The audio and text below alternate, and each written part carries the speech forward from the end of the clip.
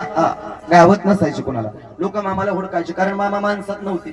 एकटं बसायचे, झाडाच्या शेंड्यावर जाऊन बसायचे, मंदिराचं शिकारी म्हणायचे, काट्यावर झोपायचे, गादी म्हणायचे, एकटं बसायचे, रात्रंदिवस बडबड करायचे. लोक गावातली म्हणायचे ह्याला वेड लागले, बहुतेक येड्यासारखं बडबड करतोय, खुळाया.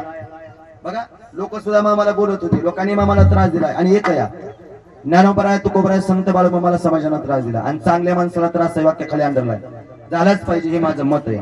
बघा, तुम्ही चांगलं काम करणार, तुम्हाला हमखास त्रास होणार बाबा, पण मी पाया पडून सांगतो, त्रास झाला पाहिजे. कारण चांगल्या रस्त्याला गतिरोधक आणि चांगल्या माणसाला विरोधक असल्याशिवाय माणसाची प्रगती होत नाही. त्रिकालाबाधी झालाच पाहिजे आपल्याला त्रास.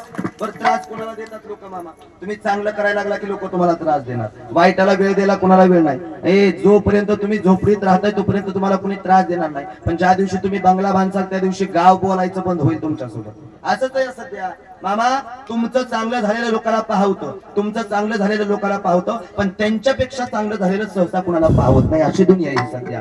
एवढा समाजानं त्रास बाळूमामाला दिला, पण बाळूमामानी स्वतःचा मार्ग सोडला नाही. देह जाव वातवा राहू पांडुरंग दुडो भाऊ नाही सोडला. समाजानं त्रास दिला. बघा तुम्ही, आणि त्रास झाला पाहिजे. मी सांगतो, आपल्याला त्रास देणारे, वाईट बोलणारी, निंदा करणारी लोक पाहिजेत. आपल्याकडे म्हण याची बाई, निंदकाचे घर मोठ्याने, मला काय जरा कानाचा त्रास आहे, निंदकाचे घर असावे शेजारी. आजपासून गावात म्हणायचं, निंदकाचे घर असावे दारातच पाहिजे.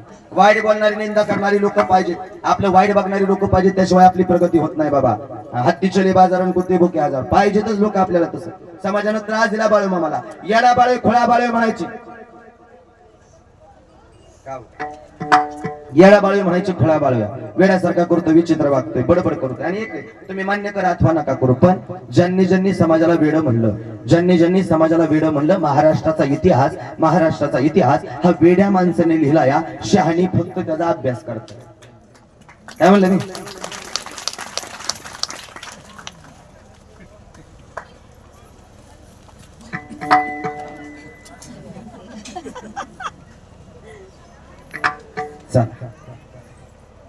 त्यांना बी कळणार, मला बी कळणार.